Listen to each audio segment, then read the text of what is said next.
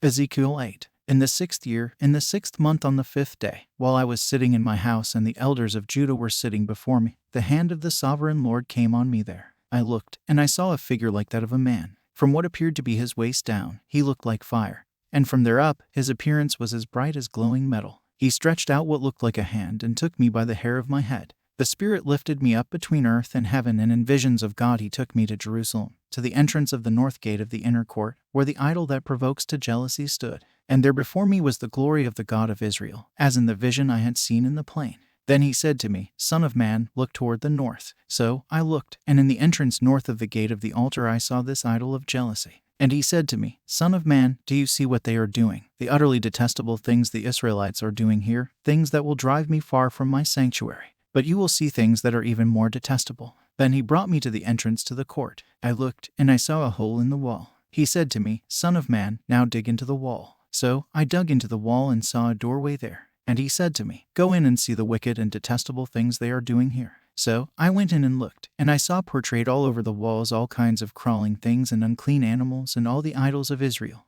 In front of them stood 70 elders of Israel, and Jozaniah son of Shaphan was standing among them. Each had a censer in his hand, and a fragrant cloud of incense was rising. He said to me, Son of man, have you seen what the elders of Israel are doing in the darkness, each at the shrine of his own idol? They say, The Lord does not see us, the Lord has forsaken the land. Again, he said, You will see them doing things that are even more detestable. Then he brought me to the entrance of the north gate of the house of the Lord. And I saw women sitting there, mourning the god Tammuz. He said to me, Do you see this, son of man? You will see things that are even more detestable than this. He then brought me into the inner court of the house of the Lord. And there at the entrance to the temple, between the portico and the altar, were about 25 men, with their backs toward the temple of the Lord and their faces toward the east. They were bowing down to the sun in the east. He said to me, Have you seen this, son of man? Is it a trivial matter for the people of Judah to do the detestable things they are doing here? Must they also fill the land with violence and continually arouse my anger? Look at them putting the branch to their nose. Therefore, I will deal with them in anger. I will not look on them with pity or spare them. Although they shout in my ears, I will not listen to them. Ezekiel 9. Then I heard him call out in a loud voice, Bring near those who are appointed to execute judgment on the city, each with a weapon in his hand.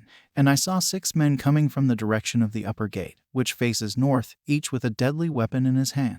With them was a man clothed in linen who had a writing kit at his side. They came in and stood beside the bronze altar. Now the glory of the God of Israel went up from above the cherubim, where it had been, and moved to the threshold of the temple. Then the Lord called to the man clothed in linen who had the writing kit at his side and said to him, Go throughout the city of Jerusalem and put a mark on the foreheads of those who grieve and lament over all the detestable things that are done in it.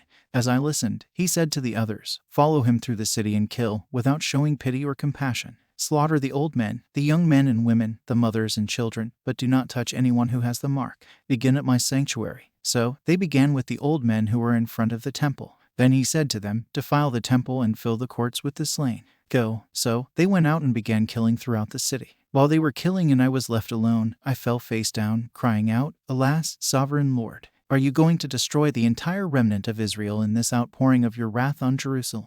He answered me, The sin of the people of Israel and Judah is exceedingly great. The land is full of bloodshed and the city is full of injustice. They say, The Lord has forsaken the land, the Lord does not see. So I will not look on them with pity or spare them, but I will bring down on their own heads what they have done. Then the man in linen with the writing kit at his side brought back word, saying, I have done as you commanded. Ezekiel 10. I looked, and I saw the likeness of a throne of sapphire above the vault that was over the heads of the cherubim. The Lord said to the man clothed in linen, Go in among the wheels beneath the cherubim. Fill your hands with burning coals from among the cherubim and scatter them over the city. And as I watched, he went in. Now the cherubim were standing on the south side of the temple when the man went in, and a cloud filled the inner court. Then the glory of the Lord rose from above the cherubim and moved to the threshold of the temple. The cloud filled the temple, and the court was full of the radiance of the glory of the Lord. The sound of the wings of the cherubim could be heard as far away as the outer court, like the voice of God Almighty when he speaks. When the Lord commanded the man in linen, Take fire from among the wheels, from among the cherubim, the man went in and stood beside a wheel. Then one of the cherubim reached out his hand to the fire that was among them.